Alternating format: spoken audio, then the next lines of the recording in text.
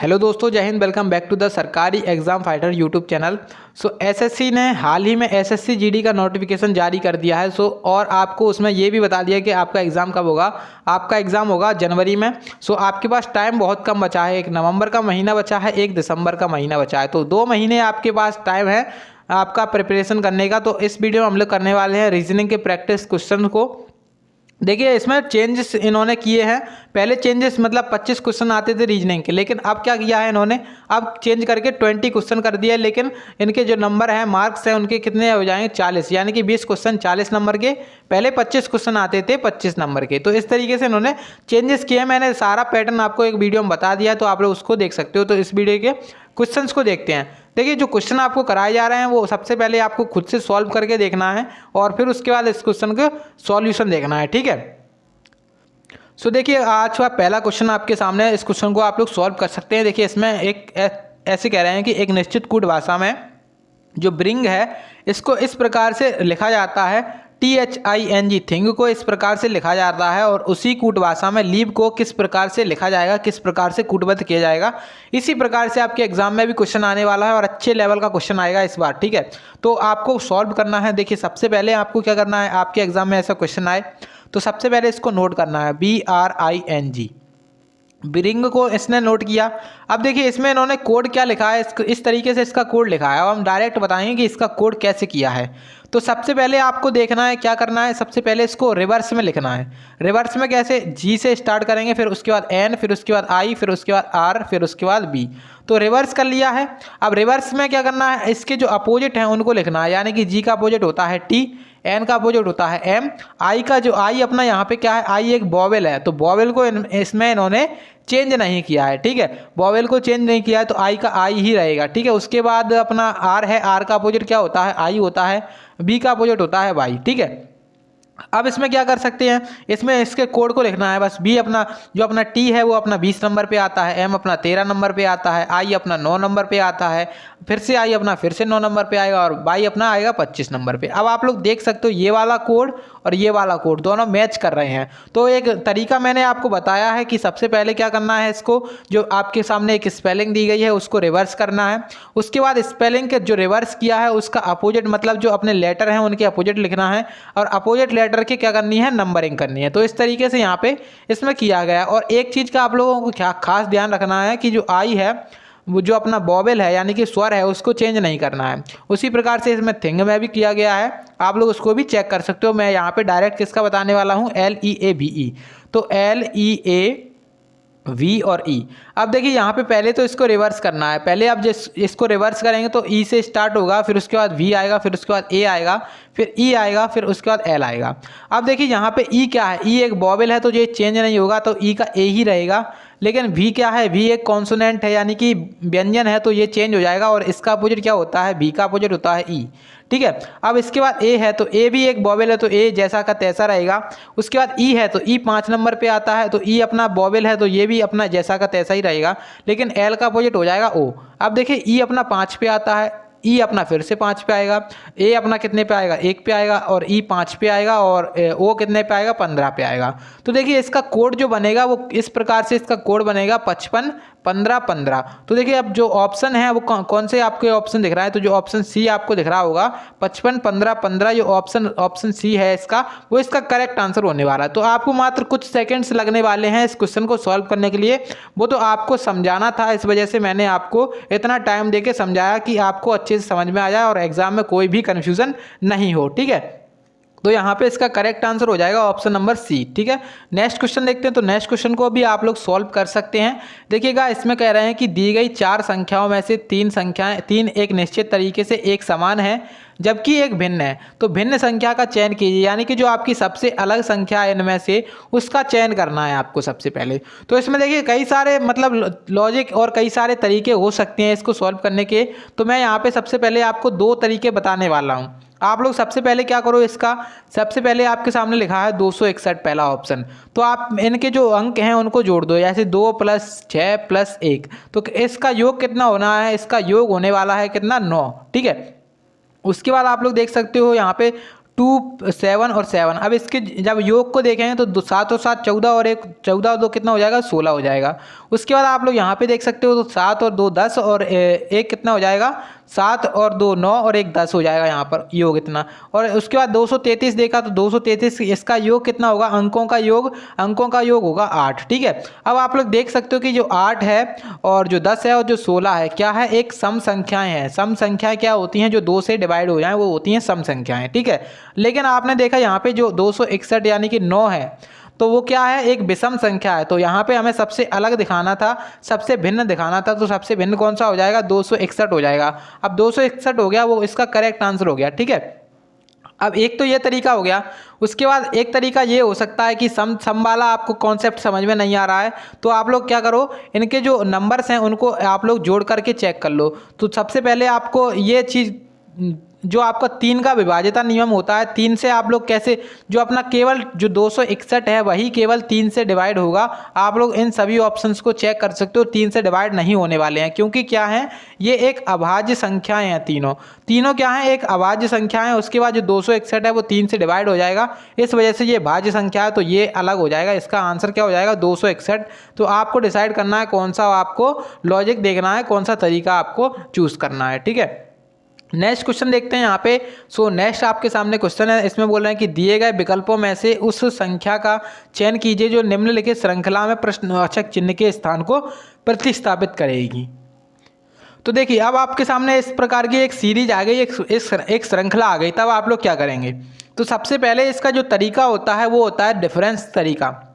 मतलब इसका आपको एक बेटर अप्रोच तैयार करनी है। सबसे पहले इसको नोट करना है, आपके जो एक पेपर मिलेगा आपको उसको नोट करिए सवाल को। यहाँ पे सबसे पहले इसके बाद 65 है, इसके बाद 80 है। ठीक है, अब आप लोग क्या करेंगे, इनका डिफरेंस लेंगे, यानी कि 54 से 57 हुआ है, कितना जोड़ा गया है 3 जोड़ा गया है। अब 57 से 65 हो गया है, कितना जोड़ा गया है यहाँ पे, तो यहाँ पर जोड़ा गया है 8। ठीक है, अब यहाँ पे 65 से 80 हो गया है, तो 65 से 80 करने के लिए कितना जोड़ना पड़ेगा 15 जोड़ना पड़ेगा। ठीक है, अब देखिए आप लोग देख सकते हो यहाँ पे हमें कोई भी तरीका नहीं मालूम चला है कि अब क्या हो रहा है यहाँ पे।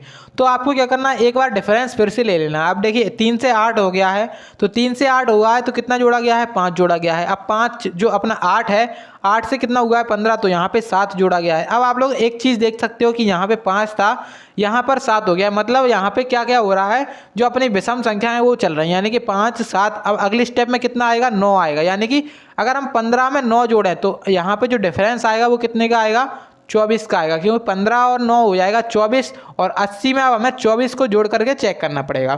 तो 80 और 24 जोड़ेंगे तो कितना हो जाएगा 104 हो जाएगा इसका करेक्ट आंसर। ठीक है, अब 104 कौन से ऑप्शन में, तो ऑप्शन नंबर डी में 104 है, इस वजह से राइट आंसर भी आपका कौन सा हो जाएगा, ऑप्शन नंबर डी हो जाएगा आपका करेक्ट आंसर। ठीक है, नेक्स्ट क्वेश्चन आपके सामने है और इसको आप लोग सॉल्व कर सकते हैं। देखिए इसमें कह रहे हैं कि नीता अपनी बेटी को रिश्ते समझा रही है। कोई नीता नाम की औरत है और वो क्या कह रही है, अपनी बेटी को कह रही है रिश्ते समझा रही है। और वो कह रही है, क्या कह रही है, मेरी नानी की बहू की। सो आप लोग यहाँ पे देख सकते हो, मेरी नानी की बहू की बेटी मुझसे किस प्रकार से संबंधित है, इस प्रकार से आपसे बोल रही है। तो देखिए जो नीता है वो कह रही है, जो नीता है वो कह रही है, पहले तो इसकी माँ होगी, फिर उसके बाद क्या होगी इसकी नानी होगी। तो जो नीता की नानी है उसकी बहू, यानी कि जो नीता की मामी, तभी तो उसकी बहू होगी। तो नीता की नानी की बहू की बेटी, तो यहाँ पे इसकी बेटी हो गई। अब देखिए यहाँ पे आप जो बहू है, नानी की बहू है, वो नीता की कौन लगेगी, नीता की लगेगी मामी। अब मामी की बेटी हो जाएगी तो ममेरी बहन हो जाएगी नीता की। ठीक है, तो ममेरी बहन इसका करेक्ट आंसर है। जो वही हमसे पूछा जा रहा है कि बेटी का संबंध क्या है इससे, तो नीता का संबंध, नीता की जो अपनी नीता की नानी की बहू की बेटी है उसका संबंध क्या हो जाएगा, ममेरी बहन हो जाएगा इसका करेक्ट आंसर। तो आप लोग एक बार फिर से इसको चेक कर सकते हो और उसको देख सकते हो, आराम से इसका करेक्ट आंसर निकाल लोगे आप लोग। नेक्स्ट क्वेश्चन आपके सामने है, ये क्वेश्चन काफ़ी ज़्यादा अच्छा क्वेश्चन है और इस क्वेश्चन में आपको कई बार टाइम लग जाता है, लेकिन इस क्वेश्चन में आपको टाइम नहीं लगने वाला है। बिल्कुल एकदम आसान कॉन्सेप्ट से समझाएंगे। देखिए सबसे पहले क्वेश्चन को आसानी पढ़ना है आपको पूरा। ठीक है, क्वेश्चन में कह रहे हैं कि अजीत का जन्म सोमवार को हुआ है और कब हुआ है, 24 मार्च 1980 को हुआ है। यानी कि 24 मार्च 1980 को कौन सा दिन था, सोमवार था। अब वर्ष 2021 में जब उसने अपना जन्मदिन मनाया तो सप्ताह का कौन सा दिन था, ऐसा पूछ रहे हैं हमसे। अब देखिए यहाँ पे सबसे पहले तो 24 मार्च लिखा है, 24 मार्च, तो 24 मार्च 1980 है। और यहाँ पे हमसे ये पूछ रहे हैं कि जो अपना वर्ष 2021 में 24 मार्च को उसका बर्थडे होगा, तो 24 मार्च वर्ष 2021 में उसका बर्थडे होगा, तो जो अपना सप्ताह का कौन सा दिन होने वाला है। तो सबसे पहले 24 मार्च 1980 कौन सा दिन था, तो सोमवार था, ठीक है। अब देखिए इसमें एक कॉन्सेप्ट चलता है, वो होता है ऑड डेज का कॉन्सेप्ट। ऑड डेज का कॉन्सेप्ट कैसे, यहाँ पे आपके सामने सबसे पहले तो जितनी भी साल हुए, मतलब जितने भी साल का गैप हुआ है, यानी कि 1980 से और 1900 कितना 1980 से लेकर के 2021 तक कितने साल हुए हैं टोटल, तो 41 साल ये हो गए। उसके बाद आप लोग ये देखिए कि 41 साल में लीप ईयर की संख्या कितनी है। तो 41 साल में आप लोग जब लीप ईयर की संख्या देखेंगे तो उसको 4 से भाग दे दीजिए आप, ठीक है। अब 4 से भाग देंगे तो 10 बार जाने वाला है। जो 10 बार आपका भाग चला जाएगा, जो भागफल होगा वही आपका लीप ईयर की संख्या होगी। यानी कि यहाँ पे जो लीप ईयर होंगे, यानी कि जो 41 साल में टोटल लीप ईयर की संख्या है वो 10 है। यानी कि अब ये अब आप लोग इनको देख सकते हो। तो अपने पास कितना हो गया, 51 हो गया। अब देखिए तारीख आपके सामने सेम है, 24 मार्च 24 मार्च। अब आपको क्या करना है, यहाँ पे जो 51 क्या निकल के आए, 51 निकल के आए आपके सामने क्या, ऑड डेज। लेकिन ऑड डेज क्या होते हैं, ऑड डेज होते हैं 7 से ले भाग देने पर। अब 7 से जब भाग दिया जाएगा, तो 7 से जब भाग देंगे क्या होगा, तो 7 7 49, कितना बचेगा, जो आपके पास शेषफल बचने वाला है।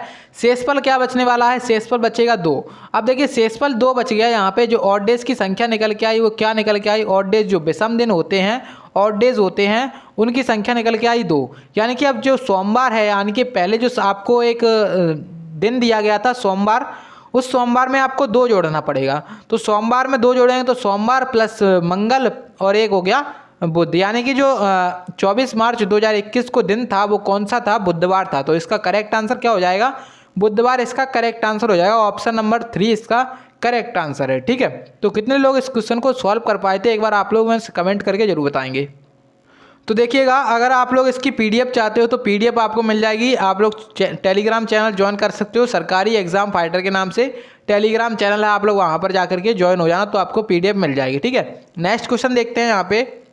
नेक्स्ट में आपसे कह रहे हैं कि गणितीय चिन्हों के उस सही संयोजन का चयन कीजिए जो अनुक्रमिक रूप से जो स्टार आपके सामने इस प्रकार से दिख रहा है उसके चिन्ह को प्रतिस्थापित करेगा। यहाँ पे आपको स्टार लगे हुए दिख रहे हैं इस क्वेश्चन में, और 4 ऑप्शंस दिए गए हैं, और ये बता रहे हैं कि हमें कौन सा ऑप्शन चूज करना चाहिए कि हमारी इक्वेशन सही हो जाए। तो सबसे पहले तो आपको ये देखना है, क्या देखना है, मैं ऑप्शंस को कैसे उठाना है। इसमें आपको ऑप्शन तो उठाने पड़ेंगे, लेकिन कैसे उठाएं ऑप्शन की आपका करेक्ट आंसर हो जाए केवल एक ही ऑप्शन उठाने पर। तो देखिए आपको इसमें क्या करना है, जो अपना भाग चिन्ह होता है उसकी स्थिति को देखना है।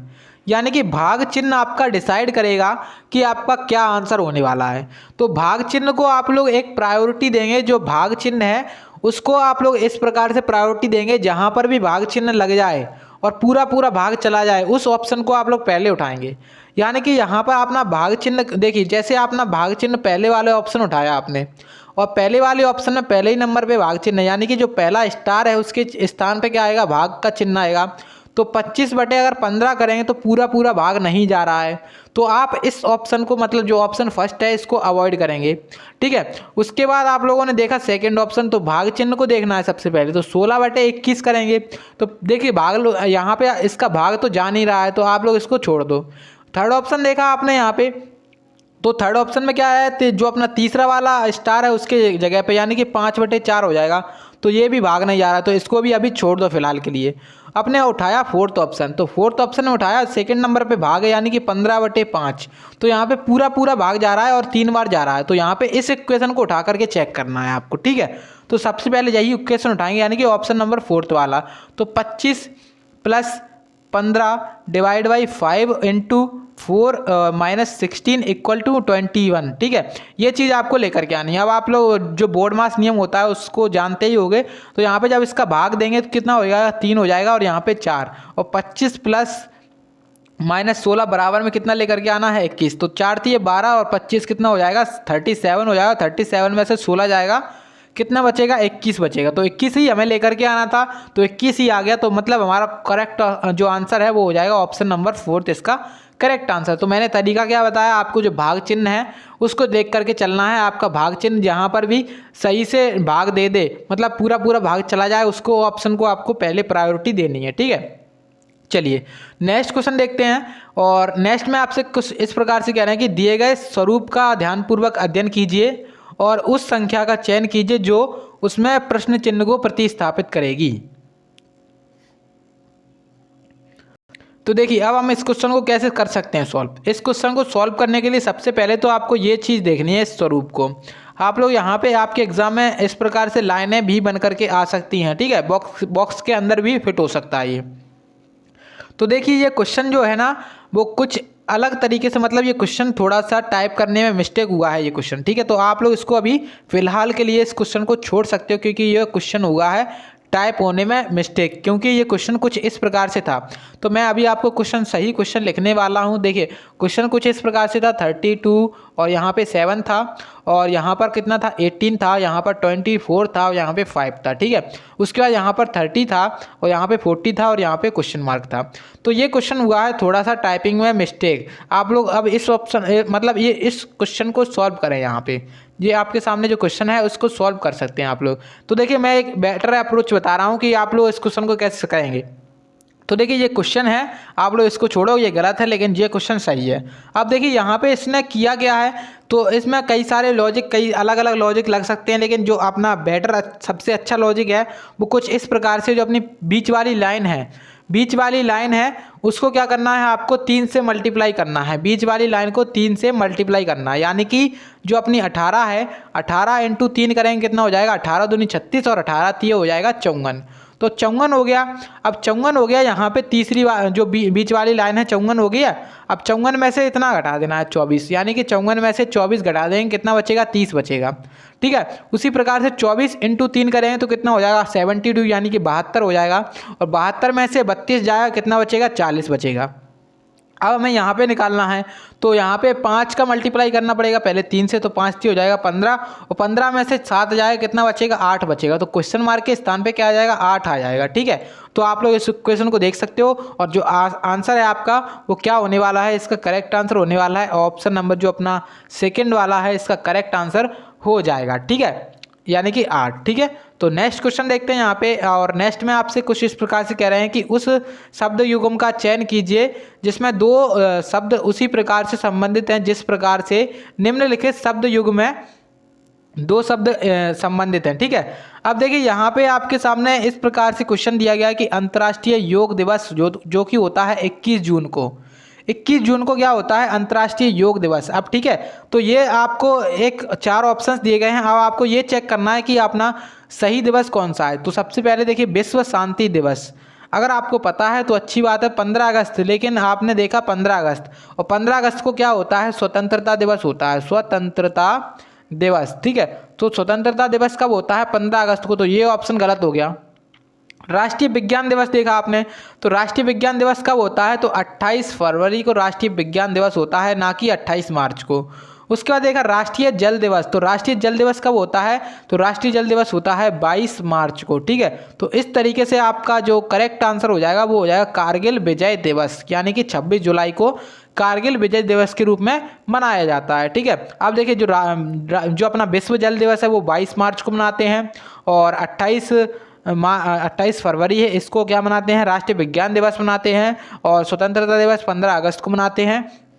अब देखिए 22 अप्रैल आपके सामने ऑप्शन में था, तो 22 अप्रैल को क्या मनाते हैं, 22 अप्रैल को मनाया जाता है जो विश्व पृथ्वी दिवस होता है उसको मनाया जाता है 22 अप्रैल को, ठीक है। तो सभी जो इंपॉर्टेंट डेज हैं आप उनको याद कर सकते हो, आपके एग्जाम में जीके के में क्वेश्चन भी पूछ सकते हैं, ठीक है। चलिए नेक्स्ट क्वेश्चन है जो कि आपका सेकेंड लास्ट क्वेश्चन रहने वाला है।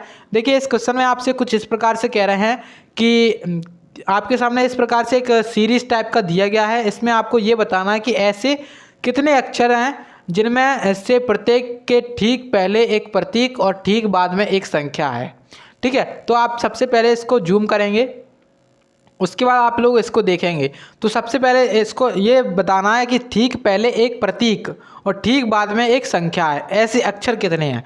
तो अक्षर सबसे पहले देखेंगे तो अक्षर अपना पहले तो ये W है, लेकिन W के पहले संख्या है। W के पहले क्या होना चाहिए, एक प्रतीक होना चाहिए, और उसके बाद क्या होना चाहिए, तो उसके बाद होना चाहिए एक संख्या। तो ये हो नहीं सकता। उसके बाद हमने देखा आगे, तो आगे हम बढ़े और आगे हमने देखा यहाँ पे के एक अक्षर है, तो अक्षर है, अक्षर के पीछे क्या, अक्षर के पहले क्या है, एक प्रतीक है।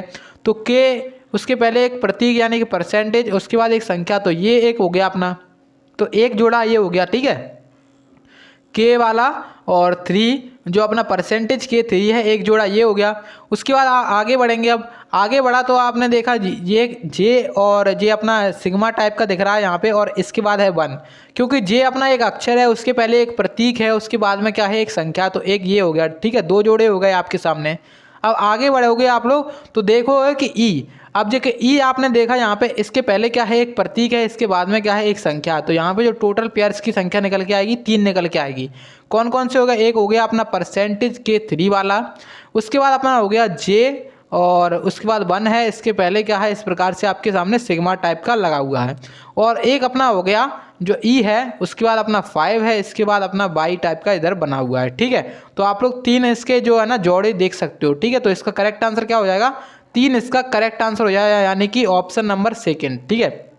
तो ऑप्शन नंबर 2 इसका करेक्ट आंसर हो जाएगा। नेक्स्ट क्वेश्चन की तरफ चलते हैं, जो कि आपका लास्ट क्वेश्चन रहने वाला है। तो ये क्वेश्चन भी बहुत ज़्यादा अच्छा क्वेश्चन है, और इसमें कह रहे हैं, क्वेश्चन को अच्छे से पढ़ें पहले तो। देखिए क्वेश्चन में कह रहे हैं कि L M N O P Q R और S, तो 8 लोग बैठे हुए हैं, एक गोल मेज है, उसके वृत्ताकार मेज के केंद्र की ओर मुंह करके बैठे हुए हैं। अब देखिए यहाँ पे 4 आपको स्टेप्स दिए गए हैं, स्टेप्स को पढ़ना है। तो सबसे पहले 8 लोगों के लिए बैठने की जगह तो बना दो आप लोग। तो देखिए 8 लोगों के लिए बैठने की जगह क्या होगी, 1 2 3 4 5 6 7 8, ठीक है। अब 8 लोगों के बैठने की जगह हो गई ये। अब हमसे ये कहा जा रहा है कि पहली स्टेप में कि P एस के बाएं से दूसरे स्थान पर है। अब हमें किसी एक की पोजीशन को फिक्स करना पड़ेगा। तो मान लो एस यहाँ पर है, तो इसका जो सभी लोग अंदर की तरफ मुंह करके बैठे हुए हैं, तो इसका बायां होगा इधर। अब इधर कौन है, पी है, कौन से नंबर पे है, दूसरे नंबर पे, यानी कि यहाँ पे आ जाएगा अपना पी। अगली स्टेप में पढ़ेंगे कि अगली स्टेप में कह रहे हैं कि एम और पी के बीच में, यानी कि मध्य में 2 व्यक्ति बैठे हैं। अब देखिए एम और पी के बीच में 1 2 2 व्यक्ति यहाँ पे होगा, एम यहाँ पे हो सकता है, और 1 2 एम यहाँ पर हो सकता है, ठीक है। अब अगली स्टेप में देखेंगे कि ओ और एस निकटतम पड़ोसी हैं, यानी कि अगर हम ओ की बात करें तो ओ यहाँ पे आ जाएगा, ठीक है। नेक्स्ट पढ़ते हैं कि एन और क्यू एक दूसरे के सम्मुख बैठे हैं, यानी कि एन के सामने क्या बैठा है, क्यू बैठा है। अगली स्टेप में कह रहे हैं कि एम क्यू के दाएं और दूसरे स्थान पे। अगर देखिए यहाँ पे एम अगर यहाँ पे है तो क्यू अगर यहाँ पे बनाना पड़ेगा, तो ये हो जाएगा गलत, क्योंकि एम अब हमारा आ जाएगा यहाँ पे, तो क्यू का दायां दूसरे स्थान पे कौन हो जाएगा, एम हो जाएगा। तो क्यू यहाँ पे हो गया, और क्यू के आपको पता है कि एन और क्यू क्या है, एक दूसरे की तरफ देख रहे हैं, तो एन यहाँ पे आ जाएगा, ठीक है। अब अगली स्टेप पढ़ते हैं। अब कह रहे हैं कि ना तो Q और ना ही S L के आसन्न बैठे हुए हैं, मतलब L के आसन्न, ना तो S और ना ही Q, मतलब L यहाँ पर नहीं है, तो L अपना यहाँ पे आ जाएगा और R अपना यहाँ पे आ जाएगा, एक बचेगा, ठीक है। तो ये सारी चीज़ें बन गई हैं। अब क्वेश्चन क्या पूछ रहे हैं हमसे, क्वेश्चन पूछ रहे हैं कि R के सापेक्ष S की स्थिति क्या है। देखिए R यहाँ पर है, S यहाँ पर है, आर का लेफ्ट साइड में है एस। अब कौन से नंबर पे है, तो बाएं से दूसरा नंबर पे कौन है, एस। तो इसका करेक्ट आंसर क्या हो जाएगा, बाएं से दूसरा, ठीक है। तो ऑप्शंस देखते हैं कौन सा है। ऑप्शन देखा आपने जो 4th वाला है, बाएं से दूसरा, इसका करेक्ट आंसर है ऑप्शन नंबर 4 इसका करेक्ट आंसर हो जाएगा, ठीक है। तो ये क्वेश्चंस थे आज के इम्पोर्टेंट, आप लोग कह सकते हो, लेकिन जो आपके एग्जाम के लेवल के क्वेश्चन हैं, तो ये क्वेश्चन आपके एग्जाम में बहुत ज़्यादा हेल्प करने वाले हैं। तो ये वीडियो डेली आएंगे, आप लोग चैनल को सब्सक्राइब कर सकते हैं और बेल नोटिफिकेशन को जरूर ऑन कर लीजिएगा। इसकी पीडीएफ के लिए आप लोग हमारा टेलीग्राम चैनल ज्वाइन कर लें, सरकारी एग्जाम फाइटर के नाम से टेलीग्राम चैनल है। और अगर आपको वीडियो थोड़ी सी भी हेल्पफुल लगी है तो प्लीज़ एक बार वीडियो को लाइक करें और दोस्तों के साथ शेयर करें। और चलिए मिलते हैं अगली वीडियो में, तब तक के लिए जय हिंद जय भारत।